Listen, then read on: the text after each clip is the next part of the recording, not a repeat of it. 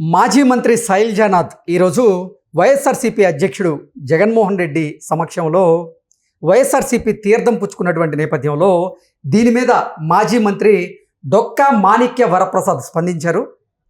Jaganmohan Reddy political rape చేస్తారు, దూరంగా ఉండు అంటూ నేను శైలజానాథ్ని హెచ్చరించేటువంటి ప్రయత్నం చేసినప్పటికీ శైలజానాథ్ వైసీపీలో చేరి తప్పు చేశాడు అంటూ డొక్కా మాణిక్య వరప్రసాద్ గారు కొన్ని వ్యాఖ్యలు చేసినటువంటి నేపథ్యంలో ఈ అంశం మీద మనం ఈరోజు విశ్లేషణ చేసుకుందాం. ప్రస్తుతం మనతో పాటు ఉన్నారు తెలుగుదేశం పార్టీ రాష్ట్ర అధికార ప్రతినిధి సూర్యదేవర్ లత గారు. లత గారితో మాట్లాడదాం. లత గారు నమస్తే అండి. నమస్తే.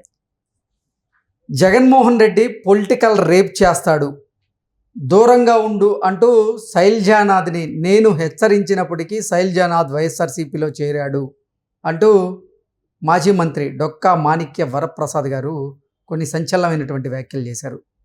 జగన్ పొలిటికల్ రేప్ చేస్తాడు అన్నట్లుగా డొక్కా మాణిక్య వరప్రసాద్ గారు ఆ వ్యాఖ్యలు చేసినటువంటి నేపథ్యంలో ఆయన వ్యాఖ్యల వెనక ఉద్దేశం ఏంటి, ఏం జరుగుతోంది అంటే ఏం చెప్తారు? ఇక్కడ డొక్కా మాణిక్యరావు గారు ఏమంటే కాంగ్రెస్లో కూడా ఉన్నారు కాబట్టి, అంటే గతంలో గురించి కూడా వాళ్ళకున్న అనుబంధం, శైలజానాథ్ గారు కానివ్వండి, వాళ్ళు పార్టీలు మారడం వాళ్ళు ఎప్పుడు కామన్ గానే ఉంటుంది. ప్రజారాజ్యంకి వెళ్ళాడు ఆయన కూడా, శైలజానాథ్ గారు కూడా అక్కడ కొద్ది రోజులు, సరే మళ్ళీ టీడీపీలో కొద్ది రోజులు చంపుదామని చూశారు. ఇలాంటివన్నీ కూడా జరుగుతూనే ఉన్నాయి. సరే వాళ్ళకి ఆ అనుబంధం ఉండనే ఉంది డొక్కా మాణిక్యరావు గారికి కానివ్వండి, శైలజానాథ్ గారికి కానివ్వండి. కాకపోతే ఇంటర్నల్గా ఏం జరుగుతుంది ఏంటి అనేది ఈయన కొత్తగా శైలజానాథ్ గారు ఇప్పుడు వైసీపీలోకి వెళ్తున్నారు. సరే అక్కడ ఏమేమి పరిణామాలు ఉంటాయి, అక్కడ పరిస్థితులు ఏంటనేది ఈయనకైతే డొక్కా మాణిక్యరావు గారికి అయితే అవగాహన ఉంది. ఆయన పార్టీల నుంచి బయట వచ్చాడు కాబట్టి. సో అందుకని ఆయన చెప్పి ఉండొచ్చు, వాళ్ళ ఇద్దరికి ఉన్న అనుబంధంతో ఆయన చెప్పి ఉండొచ్చు. కాకపోతే ఇక్కడ ఇంకోటి కూడా, ఆయన శైలజానాథ్ గారికి ఎక్కడైనా రాజకీయ ప్లాట్ఫామ్ కావాలి కదా. చాలా రోజులుగా సన్యాసం తీసుకున్నట్టే ఆయన కామ్గానే ఉన్నారు, ఎక్కడ ఆయనకు అవకాశం లేదు. సరే ఇప్పుడు అవకాశం కావాలి అని అనుకున్నప్పుడు, కూటమిలో ఉన్నప్పుడు, సో కూటమి పార్టీలు జాయిన్ చేసుకోవడానికి, అంటే వాళ్ళకున్న గతంలో వాళ్ళేంటి, సరే వాళ్ళకి తీసుకుంటే వాళ్ళ వెనకాల ఎంత క్రెడిబిలిటీ ఉంది ఏంటి, ఇవన్నీ చూసుకుంటారు. సో అవన్నీ చూసుకున్నప్పుడు ఆయనకున్న అవకాశాలను బట్టి వాళ్ళకి అవసరమైతే వాళ్ళు తీసుకుంటారు, అంతే కదా. ఎవరికైనా ఆ నాయకుడి మీద ప్రజల మద్దతు ఎక్కువ ఉందనుకోండి, ఆ నాయకుడిని ఆటోమేటిక్గా ఎవరైనా కూడా తీసుకుంటారు. సో వాళ్ళకి అవసరం అనిపించకపోయి ఉండొచ్చు మేబీ.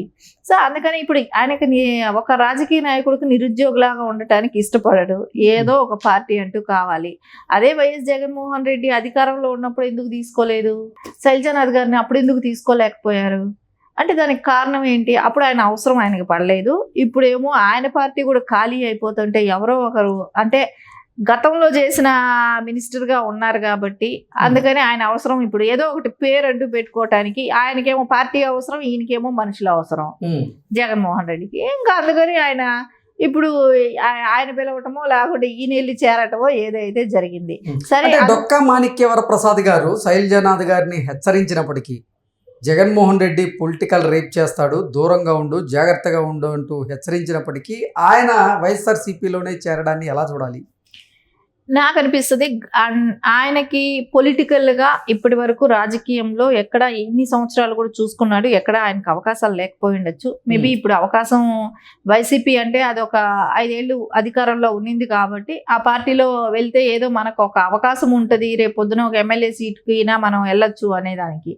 అదే అవకాశం జగన్మోహన్ రెడ్డికి కూడా, అందరూ వెళ్ళిపోయే టైంలో ఎవరైనా వస్తారనే అనుకున్నప్పుడు ఆయనకి షాక్లో ఉండి ఉంటాడు. ఇప్పుడు జగన్మోహన్ రెడ్డికి నా పార్టీలో ఈ పార్టీలో చేరేవాడు కరువుగా ఉన్నప్పుడు ఈ టైంలో ఆయన వస్తున్నాడు ఏంటి అన్నప్పుడు ఖచ్చితంగా జాయిన్ చేసుకుంటారు. ఇంకా ఆయనకి అంటే శైలజానాథ్ గారు ఇక్కడ ఒకటే ఆలోచించుండాలి, ఆయన ఖాళీగా రాజకీయ నిరుద్యోగిగా ఉన్న ఆ గౌరవం వేరుగా ఉండేది. సరే ఇప్పుడు ఇలాంటి పార్టీలో వెళ్ళి జాయిన్ అవ్వటం మూలాన ఆయనకి వచ్చే లాభం ఏమీ ఉండదు. ఇంకోటి ఏంటంటే, గతంలో ఆయనతో పాటు పనిచేసిన వాళ్ళు, జగన్మోహన్ రెడ్డి గారితో కష్టాల్లో ఉండి పనిచేసిన వాళ్ళ పరిస్థితి అంతా ఏమైంది, వాళ్ళందరూ కూడా ఇప్పుడు ఎక్కడున్నారు, కుటుంబం అయినా ఎక్కడుంది, సరే ఆయనతో ఏటూలాగా ఉన్న విజయసాయి రెడ్డి గారి పరిస్థితి ఏమైంది, ఆయన ఎందుకు రాజీనామా చేశాడు, ఇప్పుడు ట్విట్టర్ పరంగా యుద్ధం ఏంటి, ఇవన్నీ కూడా చూసుకోవాలి కదా. ఆయన కన్నా గొప్ప ఏం కాదు కదా. శైలజనాథ్ గారు ఇప్పుడు విజయసాయి రెడ్డి గారి కన్నా గొప్ప ఏం కాదు కదా. ఆయన ఎంతవరకు వాడుకుంటాడు, యూజ్ చేసుకుంటాడు, మళ్ళా వదిలేస్తాడు. ఆయన అవసరాలు తీరిపోయిన తర్వాత జైలుకి వెళ్ళినా కూడా పట్టించుకోడు. ఇవన్నీ శైలజనాథ్ గారికి ఉండాలి అది. అందుకని రేపు పొద్దున వెళ్ళిన తర్వాత కదా తెలిసేది. ఇప్పుడు వెళ్ళే వరకు ఒకటి, ఇప్పుడు మాణిక్యాల గారు చెప్పినట్టు వెళ్ళే వరకు ఒకలా ఉంటది, వెళ్ళిన తర్వాత కదా అసలు తెలిసేది. సరే, వాళ్ళకున్న ఫ్రెండ్షిప్ మాలాన ముందే హెచ్చరించడం జరిగింది. కానీ ఆయన హెచ్చరించినా కూడా వెళ్ళారు అని అంటే ఆ తర్వాత తెలుసుకుంటారు. ఆయనకి ఏం పార్టీలు మారటం కొత్త కాదు. రేపు పొద్దున శైలజనాథ్ గారు ఆ పార్టీ నుంచి మళ్ళీ ఇంకో పార్టీకి వెళ్తారు. సో ఏదో ఒక 2 ఏళ్ళు మళ్ళా ప్రజల్లో ఉన్నాము, ఇప్పుడు వైసీపీకి ఎంతో అంత కార్యకర్తలు ఉన్నారనేది, ఆయన చుట్టూ తిరుగుతారేమో అనేది ఒక ఆశ ఆయనకి ఉంటది.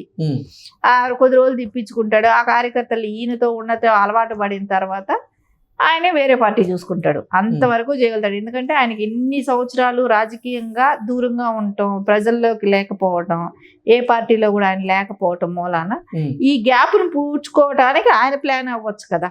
అంటే డొక్కా మాణిక్య వరప్రసాద్ గారు జగన్మోహన్ రెడ్డికి, అలాగే గతంలో రాజశేఖర రెడ్డి గారికి కూడా ఆయన సన్నిహితంగా ఉండేవారు ఆయనతో పాటు. సో ఈ నేపథ్యంలోనే జగన్మోహన్ రెడ్డి వ్యక్తిత్వం గురించి పూర్తిగా తెలిసే ఇప్పుడు డొక్కా మాణిక్య వరప్రసాద్ గారు అటువంటి వ్యాఖ్యలు చేశారా? పొలిటికల్ రేప్ అంటే ఏంటి అంటే ఏం చెప్తారు? ఇప్పుడు మనం అట్లా తీసుకుంటే వైఎస్ రాజశేఖర రెడ్డి గారి హయాంలో పనిచేసిన బొత్స సత్యనారాయణ కావచ్చు, అండి మాణిక్య వరప్రసాద్ గారు, శైలజనాథ్ గారు ఇప్పుడు వెళ్ళిన వాళ్ళే. కానీ వీళ్ళకి అన్ని అటు ప్లస్ ఆర్ మైనస్లు అన్నీ తెలుసు. అంటే రాజశేఖర రెడ్డి గారు కొడుకు జగన్మోహన్ రెడ్డి అప్పుడు ఆయన బిహేవియర్ ఎలా ఉన్నింది, ఆయన ఎలా ఏం చేశాడనేది వాళ్ళకు ఒక అవగాహన ఉంది. కానీ అక్కడ వాళ్ళకి ఎక్కడా కూడా రాజకీయ నిరుద్యోగం అనేది రాజకీయ నాయకుడు తట్టుకోలేకపోతున్నాడు. సో ఆయనకి ప్లాట్ఫామ్ కావాలి. ఆ ప్లాట్ఫామ్ కావాలనే దానికోసం ఇప్పుడు ఈ రోజున శైలజనాథ్ గారు వెళ్ళారే. కానీ వీళ్ళకందరికీ ఆ రోజున జగన్మోహన్ రెడ్డి గారిని పెద్దగా పట్టించుకున్న వాళ్ళు కాదు రాజశేఖర రెడ్డి గారి హయాంలో. ఇప్పుడు వాళ్ళకి ప్లాట్ఫామ్ కావాల్సి వచ్చి వెళ్ళారు. రేపు పొద్దున ఆయనకి ఇంకొక ప్లాట్ఫామ్ దొరికితే వెళ్ళిపోతాడు ఖచ్చితంగా. ఎందుకంటే ఉండేవాళ్ళే వెళ్ళిపోతున్నప్పుడు ఆయన ఏం పెద్ద ఇది కాదు కదా. ఆయనకి ఇది కామన్ అలవాటు లాగానే వాళ్ళకి పార్టీలు మారటం, అవకాశాలు దొరికినప్పుడు వేరే చోటకి వెళ్ళిపోవటం అనేది వీళ్ళకి కామన్గా ఉండే అలవాటే. కాబట్టి అది శైలజనాథ్ గారు గతంలో కూడా చేశారు. కాబట్టి ఇప్పుడు కూడా ఆయన స్టాండర్డ్గా అక్కడ ఉంటాడని అయితే నమ్మకం లేదు. ఉండే వాళ్ళని నిలబెట్టే సత్తా కూడా శైలజనాథ్ గారికి లేదు. ఇప్పుడు వెళ్ళిపోయే వాళ్ళకి ఈయనకేదో ఒక పెద్ద పోస్ట్ ఇచ్చి కూర్చోపెట్టి ఒక ఎక్స్ మినిస్టర్గా చేశారు కదా, కూర్చోపెట్టి ఏదైనా చేద్దామని అనుకున్నా కూడా అక్కడ ఎవరు కూడా ఆయనకి చెప్తే వినేటట్టు అలా కూడా ఎవరు ఉండరు. ఆయనకి ఇది కూడా ఉండదు. ఏంటి ఈరోజు వచ్చాడు ఈయన చెప్తే మేము వినేది ఏంటి, ఈయనకేం తెలుసు జగన్మోహన్ రెడ్డి గారి గురించి, వీళ్ళకేం తెలుసు, మేము ఎప్పటి నుంచో ఉన్నాము, మా బాధలు మాకు తెలుస్తాయి, ఈయన చెప్తే వినేది ఏంటి అనేది ఒక పెద్ద మనిషి తరహాగా కూడా చెప్పడానికి కూడా ఆయనకి స్కోప్ కూడా ఉండదు. సో వాళ్ళు బాధలు పడ్డారు, వాళ్ళే వెళ్ళిపోతుంటే ఈయన వచ్చి వెళ్ళిపోయి ఇప్పుడు ఆయన ఆ ఇల్లుని సక్కదిద్దుతాడా ఏంటి, వాళ్ళే పారిపోతున్నారు. సో పారిపోయిన తర్వాత మళ్ళీ ఈయన కూడా తట్టాబుట్ట సర్దుకొని మళ్ళీ ఇంకో పార్టీ ఇంకా చూడటమే ఆయన వంతు అవుతుంది తర్వాత అయినా. ఓకే, పొలిటికల్ రేప్ అనేటువంటి పదం వాడాడు అంటే ఏంటి? జగన్మోహన్ రెడ్డి ఏ నాయకుడినైనా సరే అవసరమైన సమయంలో వాడేసుకొని తర్వాత వదిలేస్తారు అనేటువంటి ఉద్దేశంతోనే ఆ పదం ఆయన వ్యాఖ్య చేసి ఉండొచ్చా, లేదంటే అసలు ఇంకేదన్నా అర్థం ఉండొచ్చా దానికి?